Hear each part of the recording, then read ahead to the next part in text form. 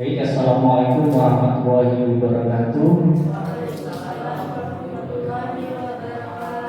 Terima kasih Bapak Ibu yang sudah menyempatkan waktunya untuk mengikuti penyebaran pemahaman dan penerapan pengalaman dalam budaya positif di sekolah, terutama di kita di SMA 4 Lampung Selatan, Bapak Ibu ya.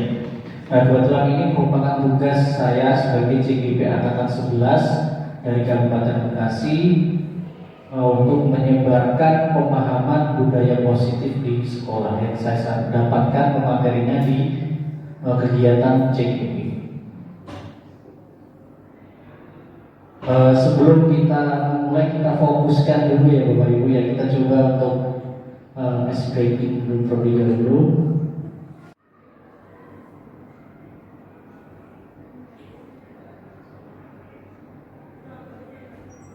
Oke, ini adalah game Bapak Ibu ya. Nah, ini adalah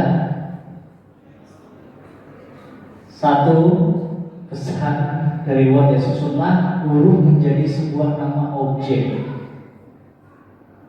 Nah, setiap peserta menebak kata dari huruf yang diacak. Jadi Bapak Ibu nanti misalkan yang lain paham katakan fokus, bersiap-siap, tampilan hanya dalam 10 detik. Buku tulis, betul. Terima sekali. Ini fokus nih. Oke, siap-siap lagi nih, baru satu. Oke, berikutnya.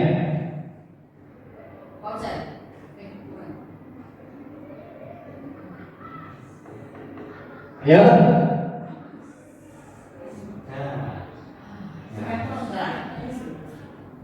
Sansoret, apa ya sansoret?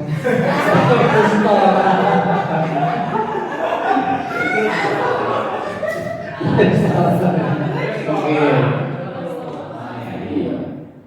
Kaos kaki, bukan? Ya kaos kaki. Kaos kaki.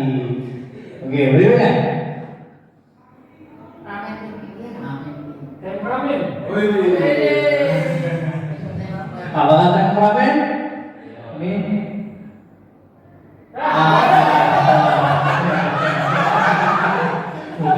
Temperamen adalah Ibu ya. Oke, berikutnya.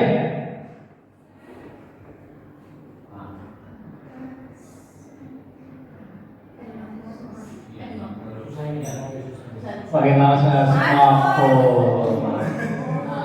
Oke, udah cukup. Nanti lagi. Nanti kita lagi. Nanti masih banyak. Ada 20. Kayaknya udah banyak ya. Oke.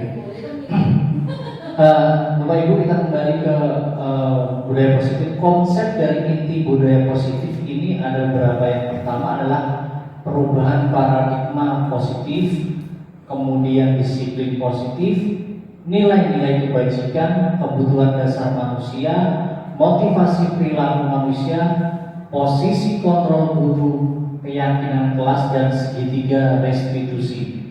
Nah, ini adalah konsep dari budaya positif yang ada di sekolah Bapak Ibu. Nah, mungkin Bapak Ibu nanti pas membahas ini mungkin saya sudah menerapkan ini, tetapi tidak tahu konsepnya itu ternyata ini termasuk posisi kontrol guru seperti itu.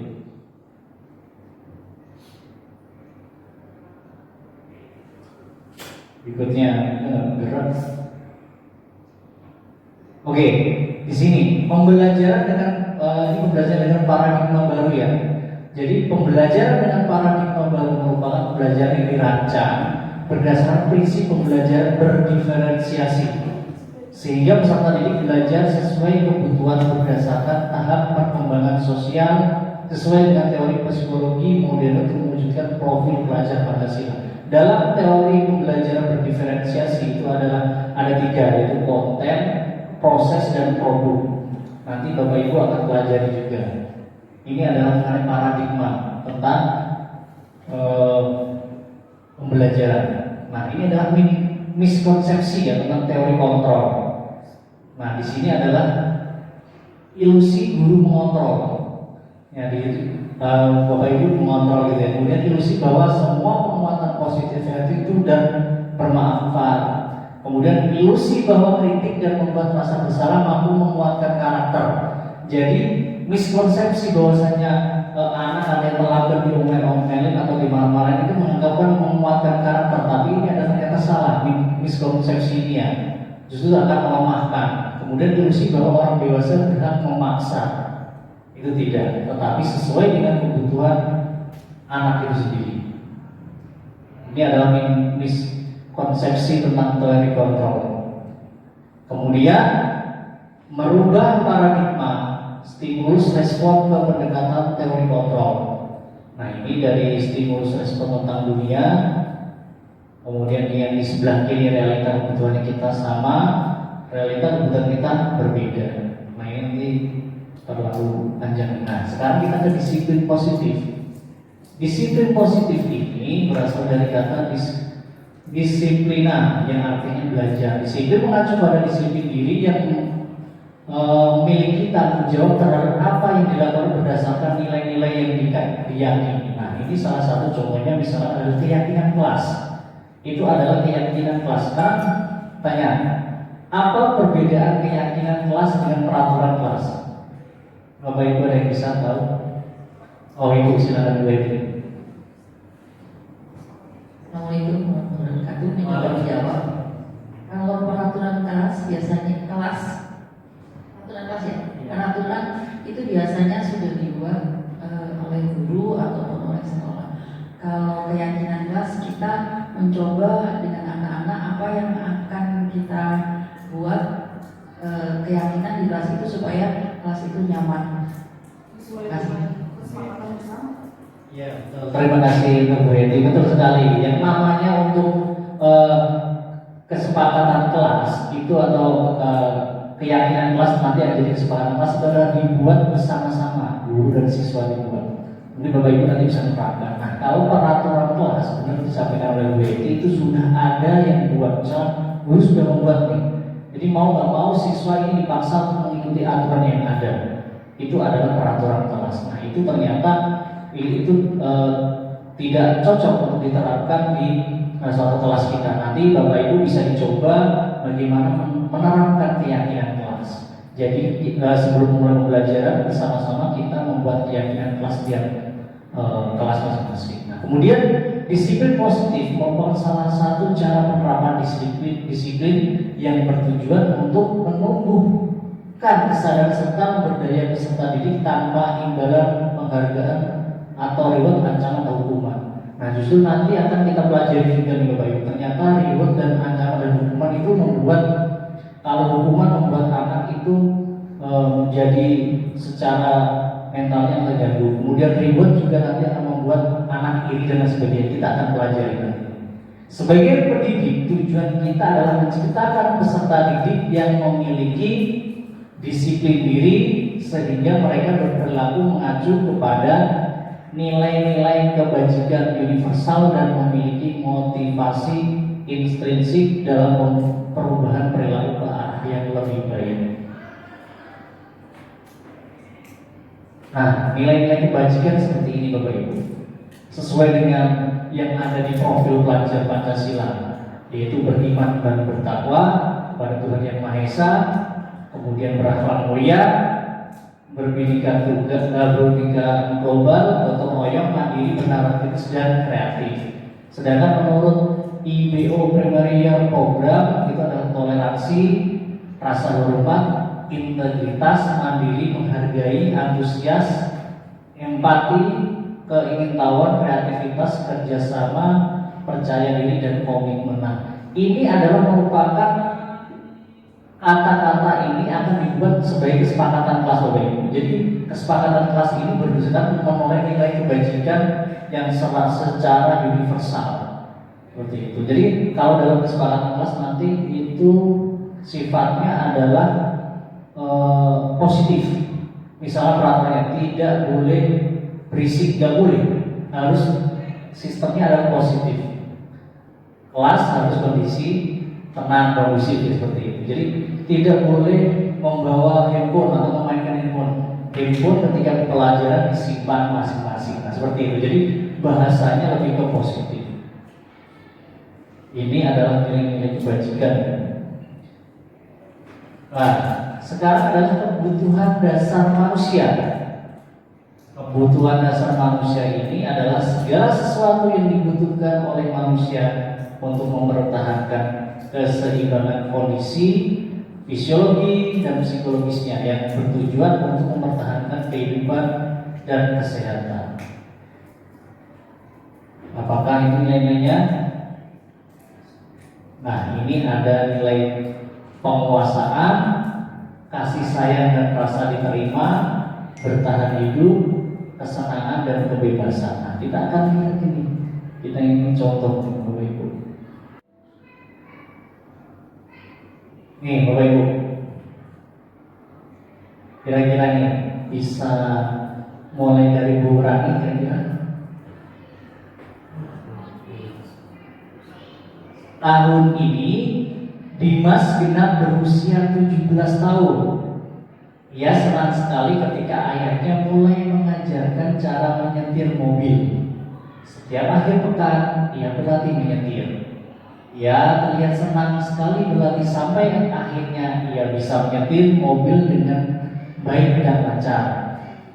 Jika ibunya bertanya kepada Dimas, apa yang membuat dia ingin bisa menyetir mobil? Ketika jawaban Dimas adalah seperti ini. Kebutuhan apa yang diinginkan dengan yang dipenuhi? Menyetir mobil itu seru. Kesenangan. Bu Rani menjawab kesenangan. Apakah betul? Iya, betul sekali. Betul Bu Rani. Iya, itu adalah kesenangan. Nah, ini dengan kasus yang sama. Ada yang mau mencoba menjawab? Biar bisa jalan-jalan naik mobil sama teman-temanku. Ya, Pak Aris juga. Kebebasan Pak. Oh, kebebasan ya. Kebebasan. Alasannya kenapa Pak Aris? Karena Kebebasan. dia niatnya itu biar bisa jalan-jalan naik mobil bersama teman-temanku. Berarti kan di situ dia merasa bebas bersama teman-temannya gitu Bang. Betul. Oke, bagus. Mungkin ada pendapat lain? Oh, pendapat lain Bapak Ibu? Bu Putri, apakah biar bisa berjalan-jalan naik mobil sama teman-temanku? Apakah penguasaan, kebebasan, kesenangan, atau cinta dan kasih sayang? Ada headline-nya sama teman-temanku. Penguasaan. Penguasaan. Oke, mungkin ada yang lain. Kita akan nanti coba untuk yang benarnya seperti apa. Kesenangan. Oke. Kita coba ya. Coba senangan. Berarti senang. Senang, kita coba senang. Yang benar adalah cinta dan kasih sayang.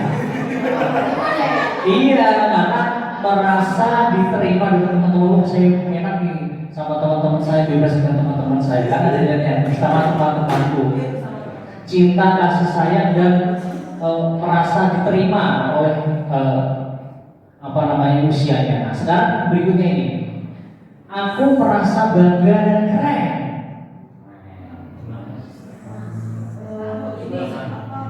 Aku merasa bangga dan keren. Apa? Penguasaan. Ini Mas Adit apa? Kesenangan. Pak Puji? Penguasaan. Berarti penguasaan. Ayo coba kita. Iya. Karena merasa bangga dan keren ya. Berarti penguasaan seperti itu. Ini adalah. Kemudian yang berikutnya adalah aku senang bisa pergi ke tempat-tempat yang aku suka. Iya betul sekali. Jelas nih. Nah, ini sudah mulai paham Bapak Ibu. Ya. Nah, ini sudah mulai paham. Ini adalah kebutuhan dari manusia. Bahwasanya manusia itu adalah pengen di rasa cinta dan kasih sayang dan diterima, kemudian kebebasan, penguasaan, bertahan hidup dan lain sebagainya. Itu adalah contoh bagaimana penerapan atau contoh dari kebutuhan dasar manusia itu sendiri. Berarti paham ya Bapak Ibu. Nah, ini bisa nanti diterapkan. Sekarang adalah motivasi perilaku manusia. Manusia pasti akan ada motivasi kenapa dia berperilaku. Yang pertama adalah untuk menghindari ketidaknyamanan atau hukuman. Jadi ketika ada siswa ini pasti datang terlambat, kenapa? Udah dapat waktu, kalau ditanya pasti bilangnya adalah supaya tidak ada hukuman, menghindari ketidaknyamanan ini hukuman, makanya datang tepat waktu. Tapi ada juga motivasi anak yang memang saya biasa berangkat pagi Pak Bu seperti itu. Kemudian ada juga yang untuk mendapatkan imbalan atau penghargaan dari orang lain. Wah keren nih, wah kamu karena berangkatnya pagi terus dapat penghargaan nih. Nah ini salah satu latar belakang perilaku manusia kenapa melakukan itu. Yang ketiga adalah untuk menjadi orang yang mereka inginkan dan menghargai diri sendirinya dengan nilai-nilai yang mereka percaya. Jadi ada 3 ini. Tetapi dari 3 ini yang positif yang mana Bapak Ibu? Yang ketiga betul, untuk menjadi orang yang mereka inginkan dan menghargai diri sendirinya tanpa ada takut dengan hukuman, tanpa adanya rasa Allah biasanya itu dapat imbalan atau dapat penghargaan dari orang lain. Nah ini adalah motivasi perilaku manusia. Manusia melakukan sesuatu pasti motivasinya ini ada 3 ini seperti itu Bapak Ibu. Kemudian konsep disiplin dengan identitas gagal.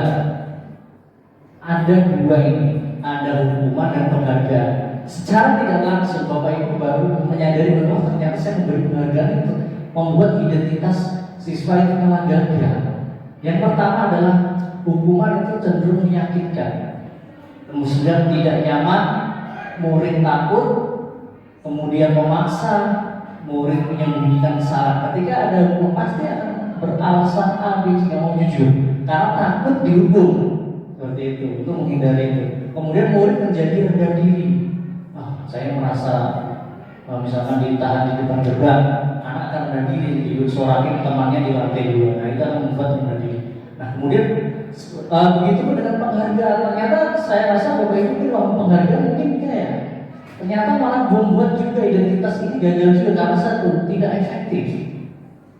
Kemudian yang kedua merusak hubungan bersifat iri. Ketika di kelas ada yang dapat hadiah atau tidak, itu pasti nilai perasaan malah nyontek itu dibuat iri. Kemudian mematikan kreativitas. Berdasarkan penelitian, ketika anak antara nanti coba kamu sebutkan kata-kata ini, nanti kalau benar akan dapat hadiah, itu lebih cenderung dia bisa menjawab sedikit daripada silakan paling banyak yang tidak dapat penghargaan tapi cepat-cepatan nih banyak. Nah justru malah dia ada yang lebih banyak daripada nanti dia, karena dalam mindset pikirannya adalah saya harus dapat benar nih dapat hadiah. Nah ini membuat mematikan kreativitas. Kemudian menghukum dengan sistem ranking 1, 2, 3. Ternyata ini membuat identitas anak itu gagal. Wah saya ranking terakhir nih, akhirnya jatuh seperti ini. Dengan ranking 1, wah ini ranking 1 nih seperti itu. Kemudian merampas dan menghargai dirinya. Ini adalah konsep disebut dengan identitas gagal dari ternyata ini adalah gagal. Kemudian,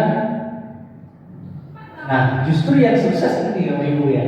Konsep disebut dengan identitas sukses yang pertama adalah konsekuensi, yaitu penguatan jangka pendek, perlu monitoring berkelanjutan. Jadi anak tidak tahu mungkin hukuman Bapak Ibu, misalkan yang terlambat di kelas dihukum nyanyi seperti itu. Tapi itu anak akan membuat yang tadi diskon yang sudah lihat. Kemudian tapi kalau di monitoring kamu jangan terlambat lagi, besok tidak boleh terlambat lagi. Mungkin dia tidak akan terlambat.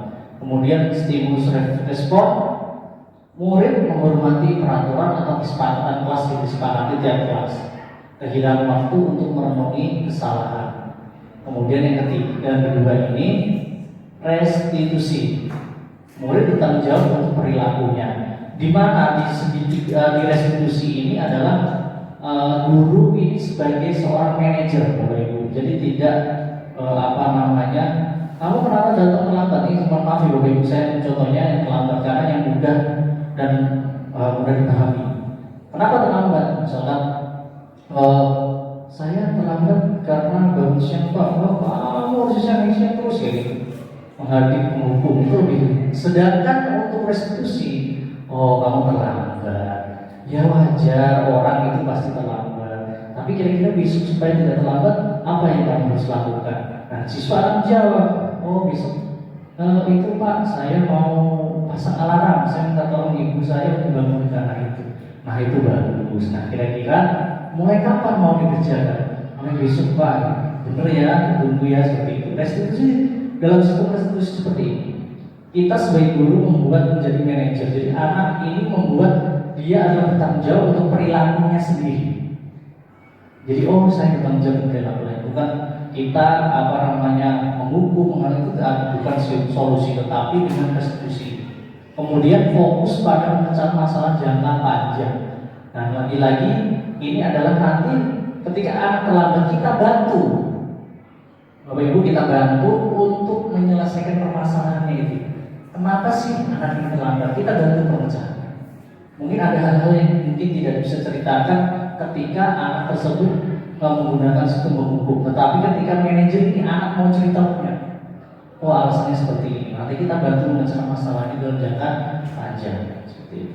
Tetapi tidak semuanya Bapak Ibu yang restitusi atau segitiga restitusi bisa diterapkan. Karena kenapa? Contohnya kasus kriminal kita bisa. Kalau berbauran dengan hukum kan kita tidak bisa yang namanya dengan menggunakan segitiga restitusi atau restitusi. Karena itu memang harus ada kewajibannya yang berwajib. Kita nggak bisa yang namanya kenapa kamu membunuh seperti itu kan? Nggak bisa diterapkan seperti itu. Tapi ini masalah-masalah yang sekiranya itu adalah kenakalan atau kedisiplinan yang dilakukan oleh peserta didik, bukan kriminal seperti itu. Kemudian murid menghormati dirinya dan orang lain. Tadi teori kontrol, dirinya memegang kontrol. Karena yang mau datang terlambat atau tidak, yaitu peserta didiknya itu. Yang pegang kontrol. Nah, tugas kita adalah bagaimana memaksimalkan kontrolnya itu. Kemudian yang terakhir, murid bersemangat memperbaiki kesalahan. Nah, ini restitusi ini bagus sekali. Nanti mungkin bisa diterapkan Bapak Ibu dari hal yang kecil. Lakukan hal terkecil itu di paling lingkup terkecil adalah kelas. Silakan, nanti bisa ada siswa yang telah pernah coba dipraktekkan dengan menggunakan restitusi. Seakan kita menjadi manajer gitu. Ya walaupun Pak sudah sesuai dengan kita kadang kita harus pelan-pelan, karena selama ini saya merasa bahwa 8 tahun ini saya mengajar, saya merasa bahwasanya saya ini tidak menerapkan apa di teori restitusi ini atau teori kontrol maupun teori segitiga restitusi. Saya merasa bahwa saya masih dizulim di para siswa. Nah, makanya budaya positif ini seharusnya semua guru ini harus wajib mengerti biar nanti bisa diterapkan. Bukan berarti kita membuat anak aja, tidak, tetapi kita arahkan siswa itu untuk menyelesaikan permasalahannya dengan tetap kita pemantauan dari kita. Kemudian konsep disiplin pendekatan restitusi, sebuah cara menanamkan disiplin positif pada murid. Nah, ini pengertian restitusi, yaitu proses menciptakan kondisi bagi murid untuk memperbaiki kesalahan mereka sehingga mereka bisa kembali pada kelompok mereka dengan karakter yang lebih kuat. Ini adalah menurut Diana dosen ya. Mungkin nanti Bapak Ibu bisa membaca bukunya beliau ini ya. Kemudian ciri-ciri restitusi bukan untuk menebus kesalahan. Kemudian namun untuk belajar dari kesalahan. Nah, ini mindset kita ini juga bukan menebus kesalahan, tetapi misalkan anak ini tidak mengerjakan PR, kamu harus menyalin PR ini 10 kali. Tidak, itu bukan restitusi karena bukan menebus kesalahan, tetapi harus ada alternatif dan solusi-solusi yang lain. Kemudian yang kedua, perbaiki hubungan. Sudah pasti nanti restitusi ini tujuannya membuat hubungan, karena biasanya nanti dengan bahasa yang lembut, Bapak Ibu. Nanti ketika nggak mungkin restitusi itu bahasanya teman-teman itu berbahaya. Kemudian tawaran tapi bukan paksaan. Jadi nanti Bapak Ibu bisa memberikan tawaran tapi bukan paksaan. Restitusi ini menuntut untuk melihat ke dalam diri, mencari kebutuhan dasar yang mendasari tindakan. Restitusi diri adalah cara yang paling baik, fokus pada karakter bukan tindakan. Kemudian membuat solusi, mengembalikan murid yang berbuat salah pada kelompoknya. Jadi nanti pada segitiga restitusi nanti ada mengembalikan identitas nanti. Jadi ketika anak-anak merasa bersalah, ini bagaimana? Nah, ini Yang berikutnya itu perbedaan. Contoh kasus, siswa sering tidak mengerjakan PR. Ini contoh kasus ya Bapak Ibu ya. Hukuman. Kalau menggunakan hukuman, guru menghukum siswa tersebut hormat bendera selama 10 menit. Guru marah dan murid akut. Nah, sekarang contohnya ini. Ini Bapak Ibu nanti salah satu bisa menjawabnya misalkan. Anak terlambat pelajaran olahraga. Kemudian guru olahraga meminta untuk lari lapangan 5 putaran.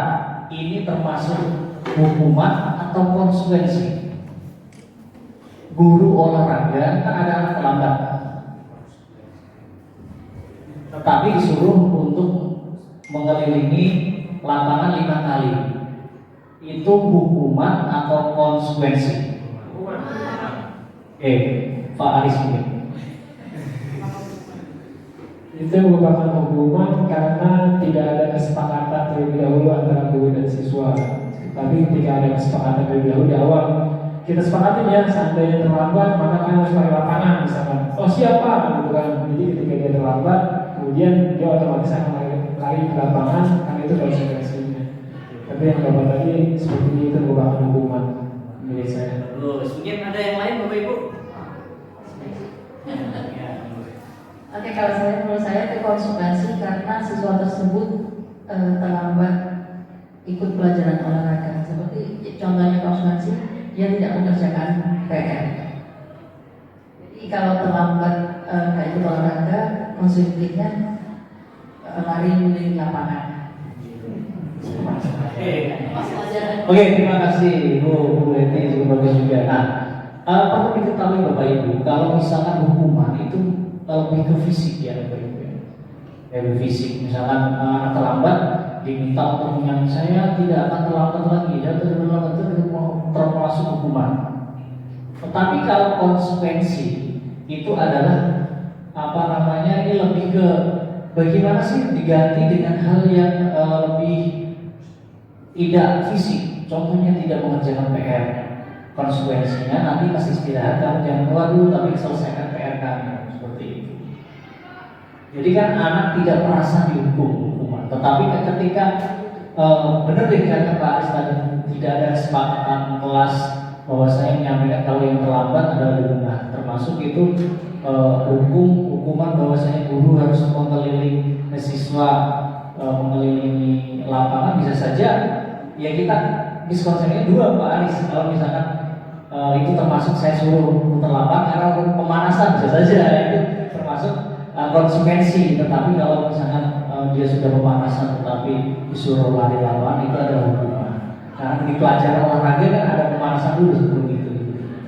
Jadi lebih tepatnya itu lebih ke konsekuensi, karena kemungkinan anak itu belum pemanasan disuruh itu. Tetapi kalau mungkin kalau dia terlambat masuk sekolah, suruh pusat gitu. Ini kan ada olahraganya, ada kegiatan olahraganya. Jadi masih ada kaitannya. Jadi ketika konsekuensi ini ada hubungannya. Kalau hubungan misalnya nih, di anak terlambat sekolah, suruh bersih kamar mandi. Hubungannya apa dengan keterlambatan dengan membersihkan kamar mandi seperti itu? Tetapi kalau konsekuensi itu masih ada hubungannya dengan apa yang mereka kesalahan. Misalnya dia tidak mengerjakan PR, nah hubungannya dia mengerjakan PR itu ketika di saat istirahat. Tapi kalau misalnya sebanyak 3 kali lipat ini juga terlalu berat juga ya. Guru tegas dan siswa menghormati peraturan. Nah itu. Jadi perbedaan itu ya. Kemudian restitusi, guru menanyakan keyakinan kelas. Nah ini baru nih Pak Aris tadi menerapkan yang namanya restitusi. Menanyakan dulu apakah sudah termasuk keyakinan kelas atau tidak. Jadi restitusi ini sama dengan hal yang disampaikan oleh Pak Aris tadi. Itu menanyakan keyakinan kelas, bahwasanya apakah suatu hukuman itu tertentu sudah ada menjadi keyakinan kelas atau tidak, membantu siswa dengan masalahnya. Guru terbuka dan siswa menghormati dirinya dan orang lain. Jadi ketika kesepakatan atas yang disepakati oleh keyakinan kelas itu, siswa lebih menerima daripada siswa langsung menghukum, misalkan telah langsung suruh besar, itu lebih hukuman dan anak kan kira-kira dendam nggak Bapak Ibu anak tersebut? Iya, secara kecil kemungkinan ada dendam, tetapi kita kalau menggunakan konsekuensi restitusi lebih bagus. Jadi konsekuensi hukuman, konsekuensi, kemudian baru restitusi. Biasanya konsekuensi ini lebih ke ada hubungan dengan yang dia melakukan kesalahan, tetapi ada sedikit hukuman misalnya 3 kali lipat seperti ini. Nah kemudian kalau hukuman itu tidak ada hubungan sama sekali dengan yang tugas atau PR ini. Karena suruh hormat, apa hubungannya hormat ini dengan pengerjaan PR seperti itu. Tapi kalau konsekuensi ada, tetapi konsekuensi apa ya, saya harus mengerjakan PR 3 kali seperti itu. Dan paling bagus adalah restitusi. Tetapi Bapak Ibu pasti berpikir, kalau anak misalkan selalu digunakan restitusi, nanti anak akan menyepelekan. Ya mudah-mudahan tidak. Kita berpikir positif saja. Kita menggunakan kombinasi saja konsekuensi sama restitusi. Kalau hukuman kita kurangi dulu. Bapak Ibu ya. Karena secara mungkin saya selama 2 tahun mengajar, saya sering juga menggunakan hukuman. Saya mau apalagi waktu dulu sebelumnya di SMK lebih parah lagi seperti itu. Tapi kalau sekarang setelah mengikuti CGP, saya baru sadar bahwasanya itu tidak benar. Saya merasa zulim gitu ya. Makanya di sini kita bareng-bareng bersama untuk mengubah mindset kita bahwasanya kita adalah seorang penghukum. Tidak.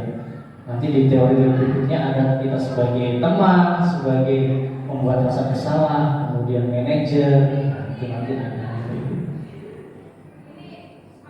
Nah ini ada 5 posisi kontrol restitusi. Nah sebelum kita lihat dulu Ibu tayangannya.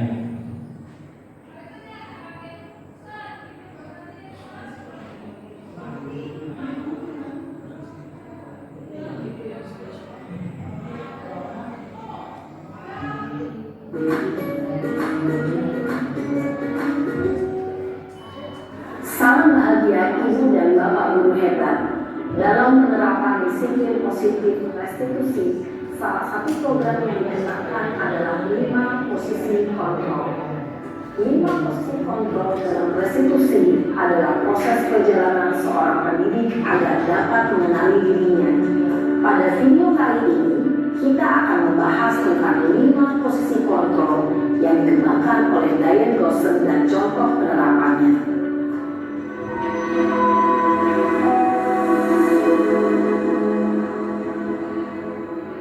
5 posisi kontrol itu adalah 1. Posisi penghukum, 2. Posisi pembuat merasa bersalah, 3. Posisi teman, 4. Posisi pemantau atau monitor, dan 5. Posisi manajer. Untuk lebih memahami kelima posisi tersebut, mari kita saksikan kasus Naren yang terlambat hadir 20 menit di sekolah dan melihat bagaimana kelima posisi kontrol dalam menghadapi masalah tersebut.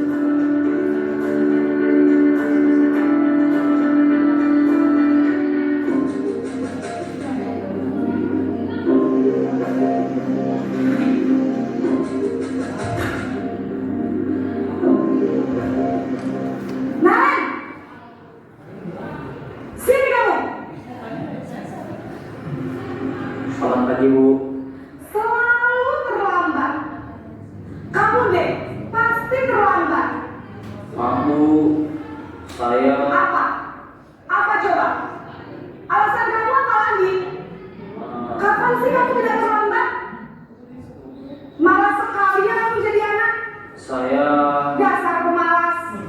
Gak kapok-kapok sih kamu. Sudah berapa kali terlambat? Sana, kamu keliling lapangan basket 2 kali. kenapa saya harus ke lapangan basket Bu? Kenapa? Kamu melawan ibu. Berani-beraninya jawab. Sudah terlambat, masih berani jawab pula. Sekarang, keliling lapangan basket 5 kali sekalian. Biar kapok. Cepat. Pergi sana ke lapangan basket. Posisi penghukum biasanya berbicara dengan nada tinggi, menghardik, menunjuk-nunjuk, menyakiti, dan menyindir. Hukuman bisa berupa fisik maupun psikis. Ibu dan bapak guru hebat. Dampak yang terjadi pada murid ketika guru berada pada posisi penghukum adalah murid cenderung akan memberontak, bahkan menyimpan dendam.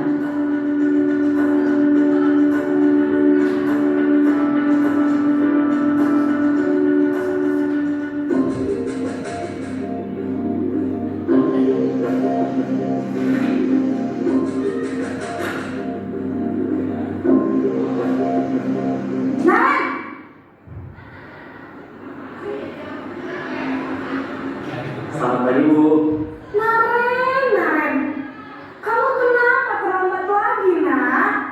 Ya Tuhan, Naren, kamu senang ya bikin ibu susah ya? Kalau kamu terlambat lagi, nanti ibu yang ditegur bapak kepala sekolah, nak. Disangka ibu tidak bisa membina kamu. Duh, gimana ini? Maaf Bu. Duh, Gusti Naren, kamu suka ya kalau ibu ditegur bapak kepala sekolah? Terus, sekarang ibu harus tulis apa ini di buku absen? Ini kamu sudah sering terlambat loh. Ibu harus apa coba? Maaf Bu. Maaf sekali. Ya sudah, lain kali jangan bikin ibu susah lagi ya nak ya. Ibu tidak akan kuat lagi kalau kamu begini terus.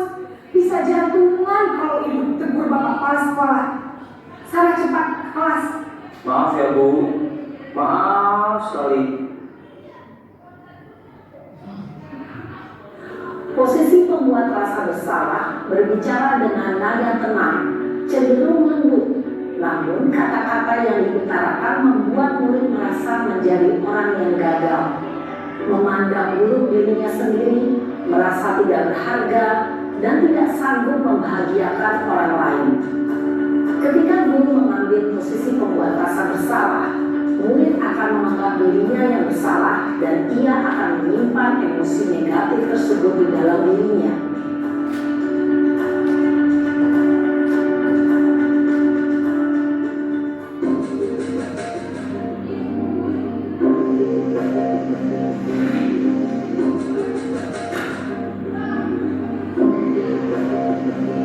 Naren,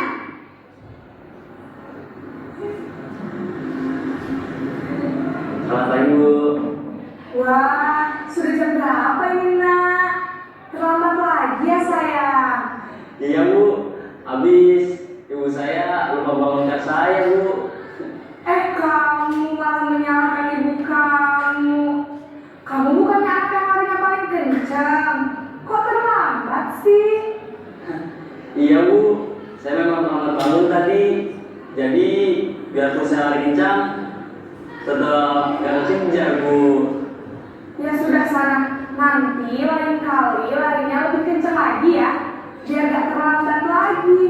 Bikin seneng ibu. Demi ibu. Bisa kan? Bisa lah Bu. Ya sudah sana masuk kelas. Ibu beresin urusan absen kamu. Kamu ini ada-ada saja.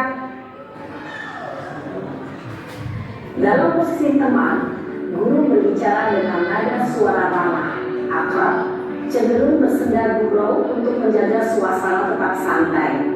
Murid akan merasa senang, aman, dan akrab dengan guru. Identitas yang tercipta adalah identitas sukses atau berhasil. Namun, perlu diingat, karena ini masih dorongan eksternal, maka ada faktor ketergantungan dari murid kepada orang tertentu. Di sini, guru absennya, sehingga di lain waktu, murid bisa berperilaku baik, namun hanya kepada orang-orang tertentu saja.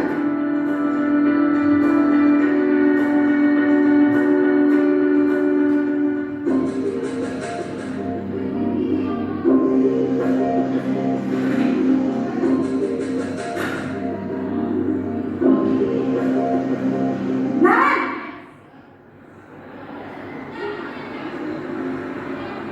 Selamat pagi Bu. Naren, apa peraturan sekolah kita tentang jam berapa kita harus masuk sekolah, nak? Kita harus di sekolah jam 7, Bu. Iya betul, sekarang sudah jam 7.20. Naren sudah tahu konsekuensinya jika terlambat hadir. Paham, Bu. Saya harus tinggal kelas pas jam istirahat selama 20 menit. Iya benar, konsekuensinya demikian. Jadi nanti jam 9.30 pas istirahat, kamu harus tinggal di kelas, kerjakan tugas tambahan untuk ketertinggalan kamu, ya? Baik, Bu. Posisi pemantau mengandalkan penghitungan atau data untuk mengontrol murid. Guru mengarahkan murid berdasarkan peraturan dan konsekuensi. Seorang pemantau menunjukkan bahasa tubuh dan ekspresi wajah yang datar dan cenderung formal.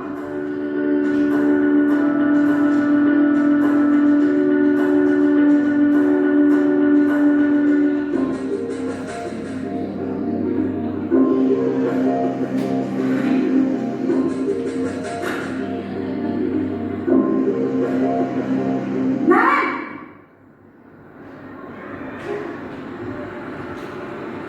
Selamat pagi, Bu. Selamat pagi Naren.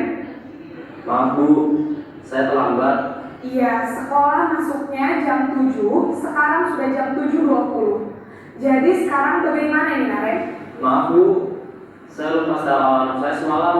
Baiklah, menurut kamu, keyakinan sekolah yang mana yang perlu kamu tingkatkan? Menghargai diri sendiri dan orang lain mungkin, ya, Bu. Setuju. Jadi, apakah Naren meyakini prinsip saling menghormati tersebut? Iya, Bu.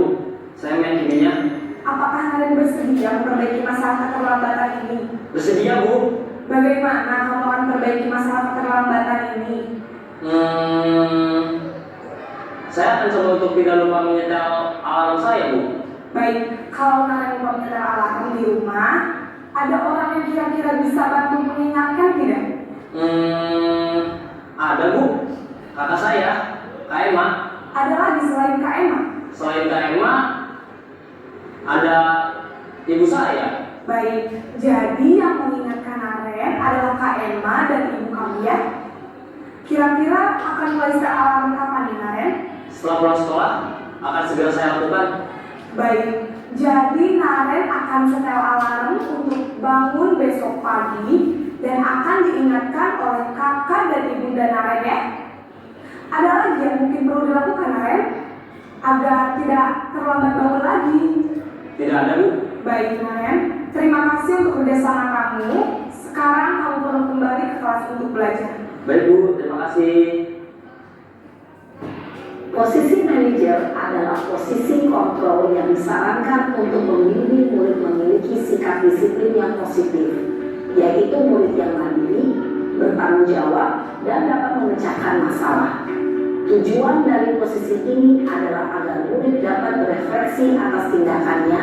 Guru akan dengan terus memberikan pertanyaan-pertanyaan bermakna, sehingga membuat murid dapat belajar dari kesalahannya dan mencari sebuah solusi untuk menyelesaikannya. Ibu dan Bapak guru hebat, setelah mengamati adegan kelima posisi kontrol tadi, kira-kira posisi mana yang paling ideal? Posisi mana yang dapat menunjang motivasi intrinsik murid? Ya, tentu posisi manajer. Posisi ini memang posisi ideal yang ingin dituju setiap pendidik. Pada posisi inilah, guru dapat menerapkan disiplin positif yang berpihak pada murid, yang memerdekakan murid. Perjalanan seorang pendidik tentunya tidak mudah untuk sampai pada posisi seorang manajer. Namun, tujuan kita pasti, yaitu menciptakan murid-murid yang mandiri, merdeka, dan bertanggung jawab. Semoga penggambaran 5 posisi kontrol yang telah diperlihatkan ini dapat menjadi ajang refleksi bagi kita semua, agar dapat terus mengasah dan menerapkan disiplin positif yang memerdekakan murid. Mari terus berlatih dan bersemangat. Selamat menerapkan. Salam dan bahagia Ibu dan Bapak guru hebat.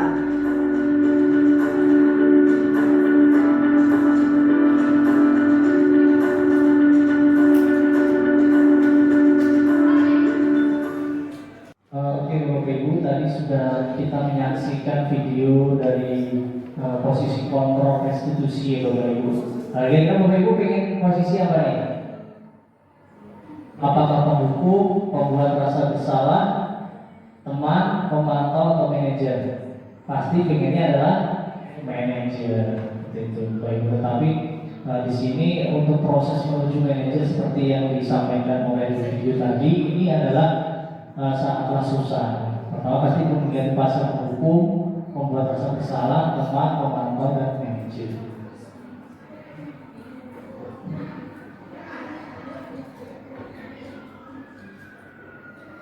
Nah, sekarang nanti ini Bapak Ibu saya minta untuk mengerjakan ya. Ini ada 1, 2, 3, 4. Nah, ini satu kelompok ini misalkan nih Bu Heti dan Pak Muji kasus 1.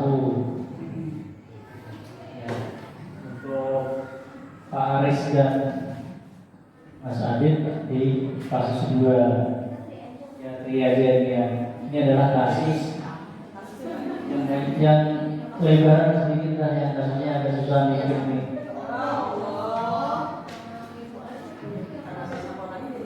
Nih kasus 4 nih, Bapak Ibu. Oke, Bapak Ibu silakan nanti bisa diungkapkan ya Bapak Ibu.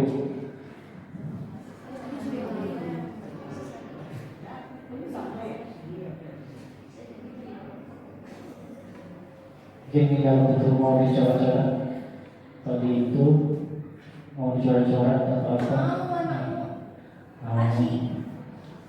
Silakan Bapak Ibu.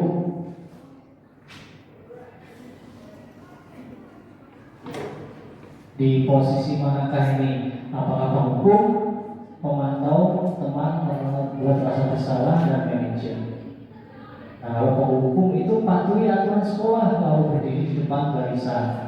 Kalau memantau kamu sudah melanggar, apa peraturan dan konsekuensinya? Dengan teman, ayolah yang penting buat guru bangga kali ini tidak apa kamu salah. Yang ketiga yaitu membuat rasa bersalah. Berapa kali guru harus memberitahu kamu, bu guru kecewa sama kamu, seperti itu. Kemudian, apakah kamu tahu kesalahan kamu? Kira-kira bagaimana kamu akan memperbaiki kesalahan ini?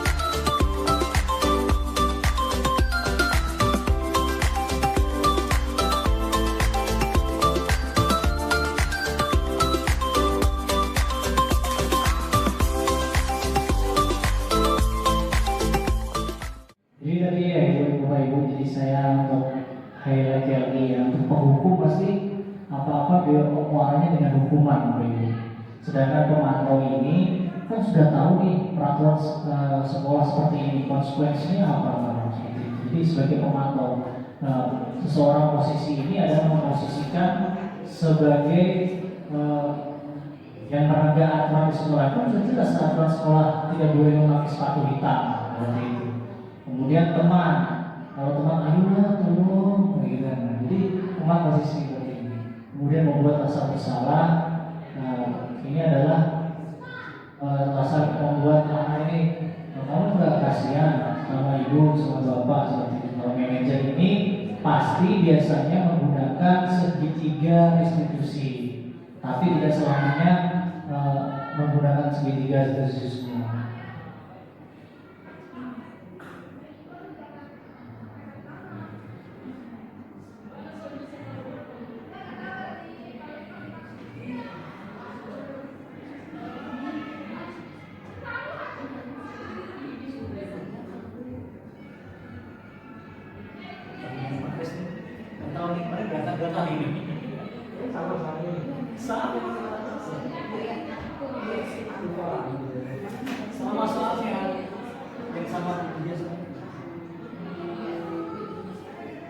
turun dia jadi satu sama jadi anak 10 itu sama materinya sama ada di LMS-nya di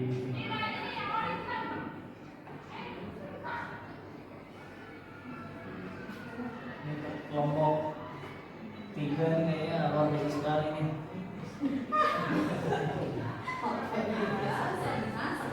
Oke, mungkin Bapak Ibu kalau yang sudah ini kita lihat ya.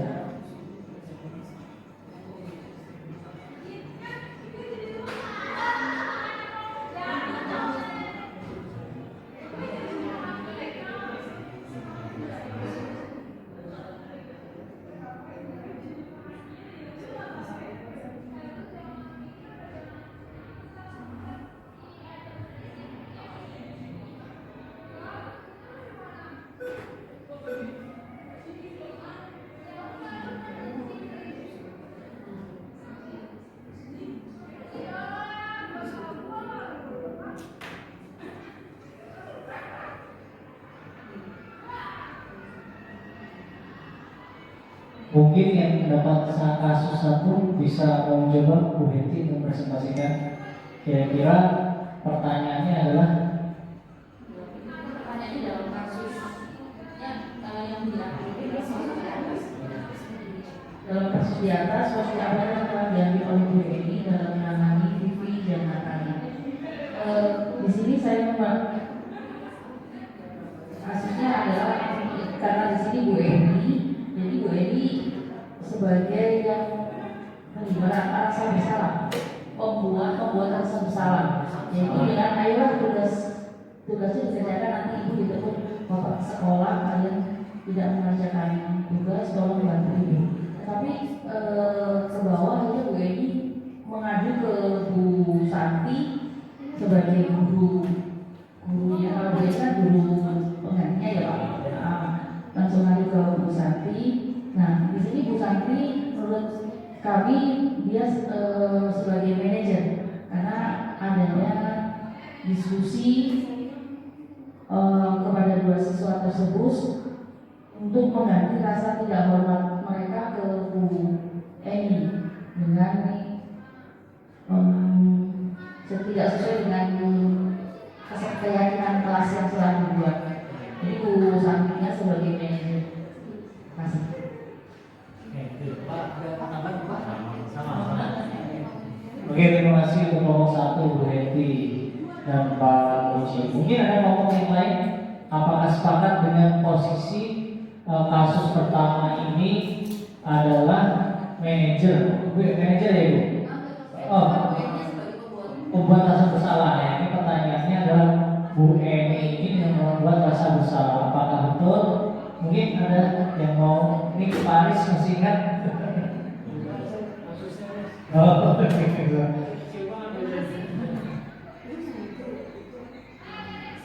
salah. Yang betul adalah teman.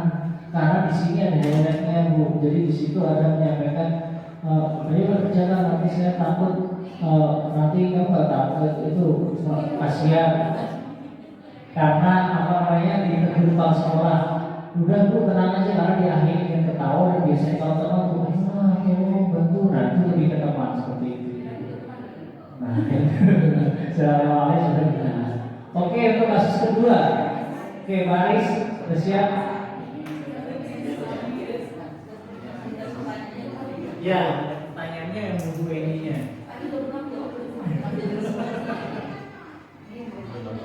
Oke, untuk kasus kedua di sini kronologisnya Sabrina datang terlambat dan terburu-buru sampai ke sekolah dan dia pun ketemu sama Pak Lukman. Pak Lukman memperhatikan ternyata Sabrina selain telat dia memakai sepatu berwarna coklat.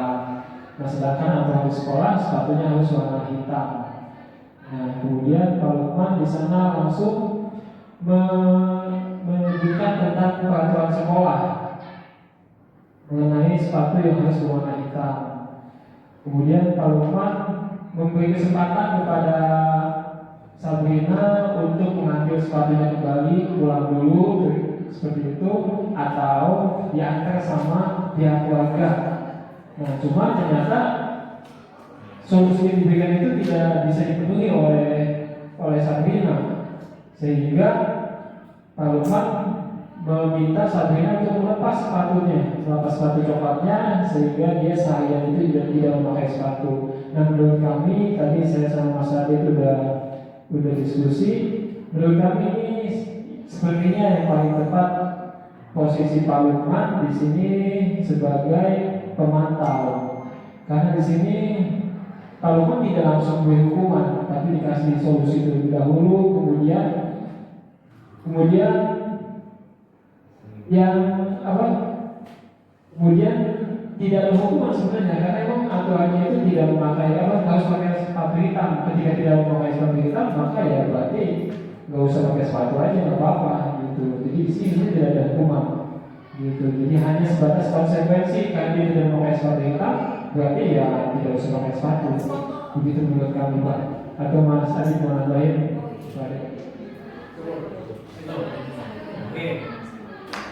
Oke, terima kasih untuk Pak Aris. Nah, betul. Nah, di posisi ini sebenarnya itu jawabannya ada dua, Pak Ibu ya. Jadi sebenarnya sebagai salah satunya adalah penghukum juga, karena dihukum seperti apa. Tapi kalau karena diminta untuk lepas, benar penyampaian Pak Aris tadi adalah adanya konsekuensi juga. Ya, ini dihukum.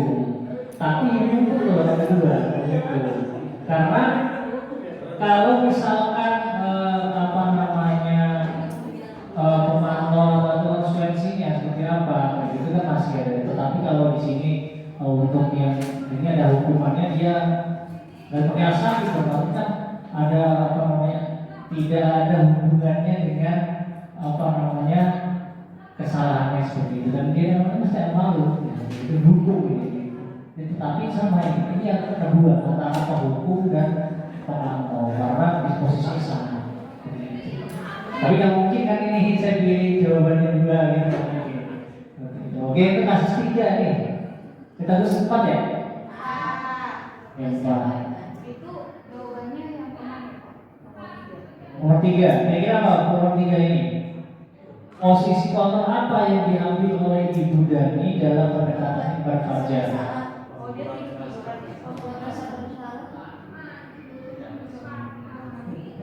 Nah, kamu gimana mau aja? Kamu tidak kasihan sama ibu ya? Ibu sudah capek-capek ngajarin kamu membuat rasa bersalah. Nah, betul. Berarti Bapak Ibu paham. Ya, kalau misalkan teman, ini nah ini teman. Seperti itu. Iya, dia teman seperti itu. Tapi kalau misalkan kasihan sama ibu, nah itu lebih berasa lagi, kan akan merasa bersalah. Saya yang sih salah nih, kasihan ibu diomelin seperti itu. Nah, kasus 4 silahkan untuk ngomong yang ketiga.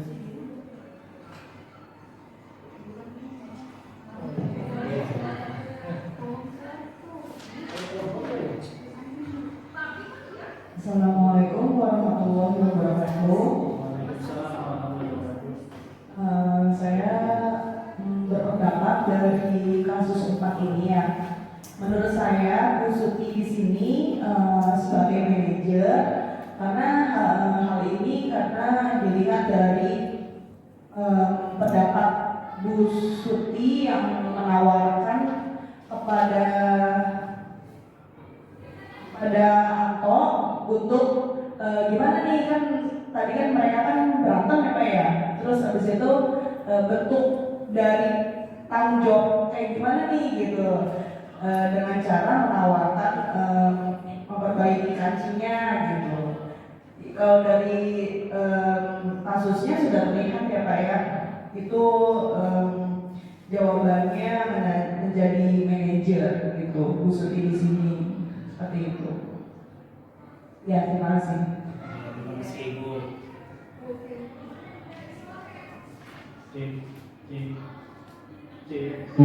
Oke, terima kasih. Itu dari kelompok 3 dari Ibu Rani.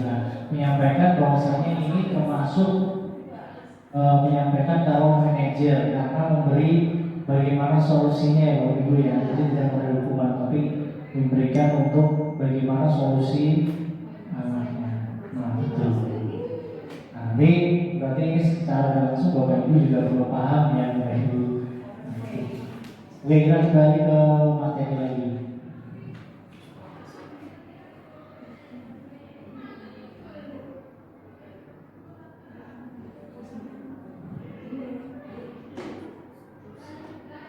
Oke, sudah. Posisi kompromi sudah. Kemudian keyakinan kelas Bapak Ibu.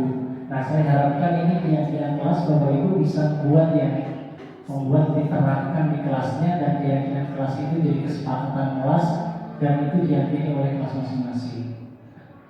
Mengapa keyakinan kelas? Mengapa kita tidak peraturan kelas saja? Pertanyaannya, mengapa kita memiliki peraturan tentang penggunaan helm pada saat mengendarai kendaraan roda 2 atau motor? Mengapa kita memiliki peraturan tentang penggunaan masker dan mencuci tangan setiap saat ketika pandemi itu? Kita menggunakan helm itu peraturan atau keyakinan? Peraturan. Bapak Ibu kan nggak pernah yang namanya di mau nggak pakai helm seperti itu, tapi sudah ada keyakinan itu dibuat oleh negara atau pemerintah seperti itu. Nah ini contoh waktu saya kegiatan keyakinan kelas. Nanti yang ditulis, kemudian nanti ditempel, nanti jadi keyakinan kelas yang disepakati kelas tersebut. Dan sekali lagi untuk keyakinan kelas itu nanti dia positif ya, kata-katanya positif, tidak boleh menggunakan tidak. Nah, bagaimana bentuk keyakinan kelas yang sedikit nanti Bapak Ibu bisa diterapkan lebih abstrak daripada peraturan, dia sifatnya abstrak. Sedikit juga saja biar mudah diingat, kemudian berupa pernyataan universal, dibuat dalam bentuk positif, dapat diterapkan di kelas.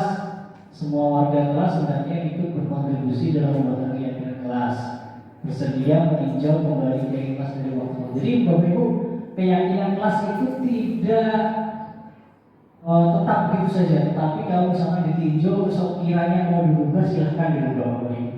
Jadi keyakinan kelas itu adalah dia adalah dinamis, bukan statis seperti itu. Ya, mungkin ini saya bisa lihat untuk keyakinan kelas.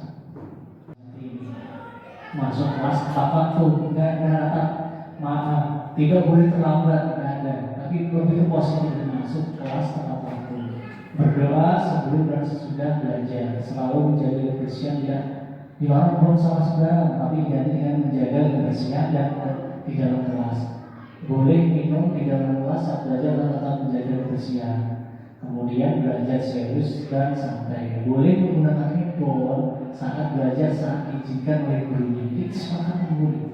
Kalau tidak boleh, tidak ada. Boleh. Kata-katanya positif semua boleh. Jadi kita akan motivasi untuk positif. Ini contohnya seperti itu. Nanti Bapak Ibu bisa disesuaikan dengan kebutuhan kelas masing-masing. Kelas pagi dengan kelas siang akan berbeda. Mungkin kelas pagi ya bisa kelas siang butuh. Bahkan di pelajaran PPKN terutama saya itu wajib, kalau saya kebetulan jam terakhir wajib ada air minum di dekatnya. 1 jam mungkin silakan minum bareng-bareng seperti itu biar biar seger nanti minum bareng seperti itu. Mungkin Pak Aris Pak harus kayak gitu, mau bisa diwajibkan bawa tender ketika harus ngerjain soal 1, ayo minum bareng-bareng, boleh seperti itu. Seperti itu. Ini sudah untuk keyakinan kelas. Nah, ini adalah segitiga restitusi. Segitiga restitusi itu ada validasi tindakan. Pertama adalah menstabilkan identitas terlebih dahulu. Misalkan ada kata gini, setiap orang pasti pernah melakukan kesalahan, gitu. Kamu bukan satu-satunya yang melakukan itu. Jadi dia merasa bahwa saya tidak terlalu bersalah nih. Nah, setelah menstabilkan identitas baru validasi tidak salah. Adakah cara yang lebih efektif untuk mendapatkan apa yang kamu butuhkan? Setelah itu keyakinan baru menanyakan keyakinan pas apa yang kita sepakati. Nah, kita akan coba lihat videonya biar lebih paham. Sebelum kita mengakhiri sesi, kita lihat videonya.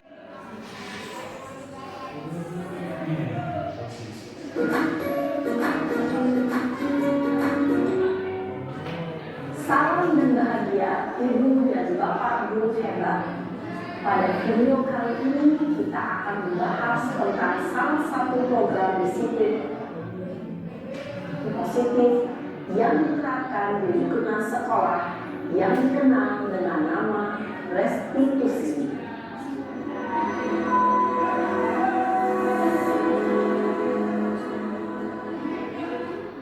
Restitusi dikembangkan oleh pakar pendidikan Diane Gosson, berlandaskan pada teori kontrol Dr. William Gleason.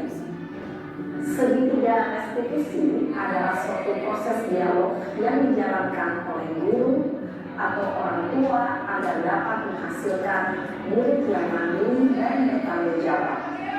Pada saat guru di posisi manajer, aspek yang dikembangkan pada murid adalah motivasi intrinsik, sehingga penanaman nilai-nilai kebajikan dapat tumbuh dan berkembang menjadi suatu kebiasaan positif yang akhirnya membentuk karakter murid. Proses dialog ini terdiri dari 3 langkah yang digambarkan pada ketiga sisi pada segitiga restitusi. Sisi pertama adalah menstabilkan identitas. Sisi yang kedua adalah validasi tindakan yang salah. Dan sisi yang ketiga adalah menanyakan keyakinan. Ibu dan bapak guru, berikut ini akan ditunjukkan bagaimana seorang guru berada dalam posisi manajer menggunakan penerapan segitiga restitusi.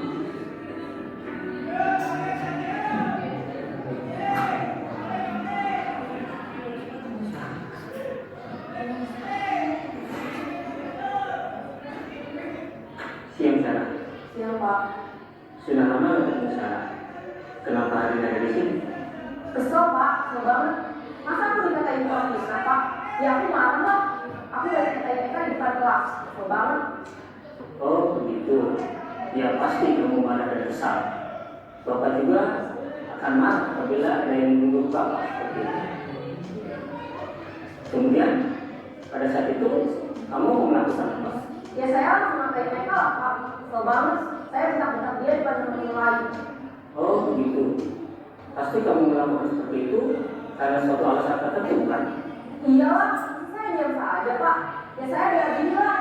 Masih saya dituduh fitnah. Ya wajar lah. Mempertahankan harga diri itu sesuatu yang penting buat kamu. Untung kamu tidak bertindak lebih gegabah lagi. Hanya membentak-bentak. Iya Pak. Untung saya masih bersabar dan hanya membentak saja. Sudah gemes padahal saya pasti diadili lah. Ya pasti ya. Tapi kamu memilih untuk tetap bertahan dan bersabar. Kamu memilih untuk tidak berbuat lebih parah lagi. Iya. Nah, sekarang coba kita lihat lagi tindakan kamu yang bentak-bentak Eka di kelas. Tindakan kamu itu kira-kira sesuai dengan keyakinan kelas atau prinsip kamu tidak? Enggak lah Pak. Capek Pak jadi pemarah. Jadi keyakinan atau prinsip mana yang kurang sesuai dengan keinginan kamu? Ya saya sebenarnya sangat menghargai orang lain. Mungkin saat itu saya menjadi emosi. Jadi tidak menentukan sikap itu.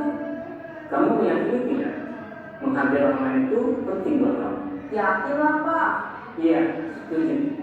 Kita harus saling menghargai. Namun, ada juga keyakinan yang kita sepakati yang perlu kita jalankan apabila kita sedang marah, kan? Ya saya bisa lebih proaktif. Mulai dengan diri sendiri. Saya bisa jadi lebih bersabar, mengambil waktu jeda untuk berpikir mau apa selanjutnya. Kira-kira kamu bersedia memperbaiki masalah ini tidak? Bersedia Pak. Kalau kamu memperbaiki masalah ini, kamu akan menjadi orang seperti apa? Saya akan menjadi orang yang bertanggung jawab kali ya Pak. Dan senantiasa proaktif. Iya, menurut kamu bagaimana rasanya menjadi orang seperti itu? Saya nyaman lah, bangga, bersabar dan menahan diri. Baiklah kalau begitu. Yuk kita pikirkan bagaimana memperbaiki masalah ini.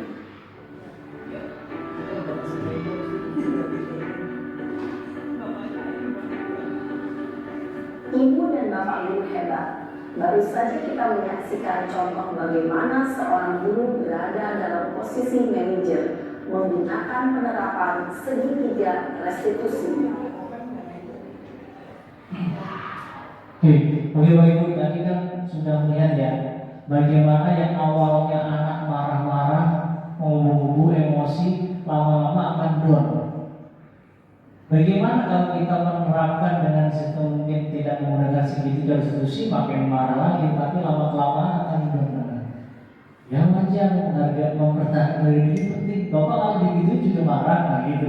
Untuk kamu hanya bentak-bentak dan orang lain, nah, anak kamu berpikir, mulai mendorong, mulai memperhatikan apa yang kita lakukan itu salah dan bagaimana cara memperbaikinya.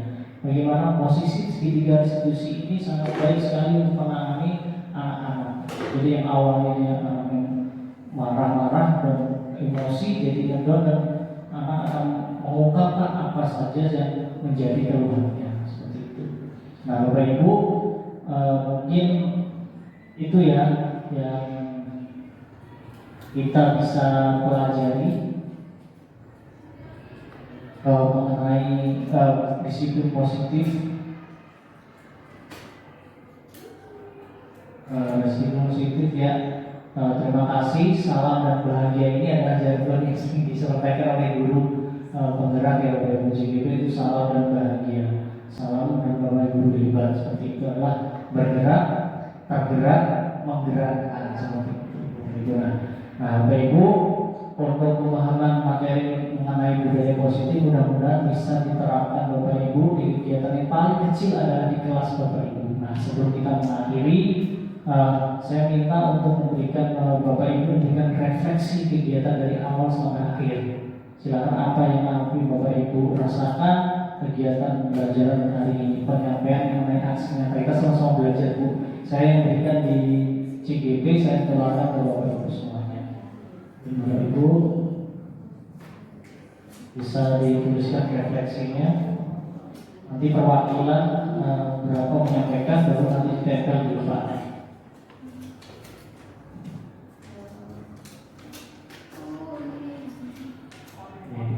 Bapak Ibu, di bagaimana apa yang Bapak Ibu rasakan dari kegiatan penyabaran pemahaman mengenai budaya positif?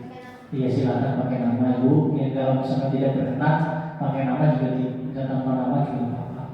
Nah, ini bisa diterapkan Bapak Ibu ya. Ada kan Bapak Ibu anak-anak peserta didik yang tidak berkenan menyebutkan namanya, nggak apa-apa, nggak masalah.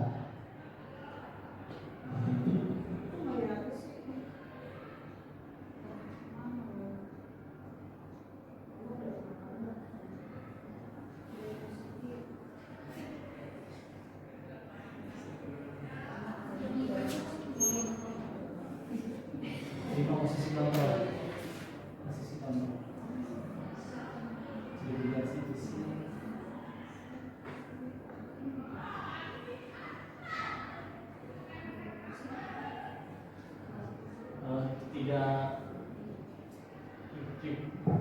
Tidak perlu banyak-banyak Bapak Ibu. Mungkin ada Bapak Ibu yang mau menyampaikan pesan langsung lebih dahulu. Mungkin Bu Henti ada yang disampaikan untuk refleksi kegiatan hari ini. Terima kasih. Setelah mengikuti kegiatan penyebaran budaya positif, saya jadi lebih paham dan lebih tahu tentang 5 posisi kontrol dan segitiga restitusi yang selama ini mungkin ada beberapa yang sudah saya lakukan, dan itu termasuk 5 kontrol dan segitiga restitusi, tapi saya sendiri tidak tahu. Terima kasih. Oke, terima kasih Bu Henti. Jadi mengetahui bagaimana ternyata selama ini Bu Henti sudah melaksanakan juga posisi kontrol itu sebagai ketua posisi kontrol apa, tetapi tidak tahu nih posisinya itu apa pada penerapan tiga restitusi. Mungkin ada tidak semuanya 3. Jadi dalam penerapan segitiga restitusi tidak perlu 3-3-nya semua dilaksanakan. Mungkin bisa 2 atau 1 gitu. Mungkin ada yang lain. Mungkin Pak Muji ada. Silakan Pak Muji. Bismillahirrahmanirrahim. Assalamualaikum warahmatullahi wabarakatuh. Waalaikumsalam warahmatullahi wabarakatuh. Untuk materi hari ini bagi saya sangat sekali ya Pak ya, yang menginspirasi dan membuka wawasan. Apalagi jika saya juga ingat awal-awal mengajar, saya juga dulu ikut manual gitu, benar ya. Kadang saya terapkan ke anak-anak terlambat, terus ya pesat 10 kali gitu. Terus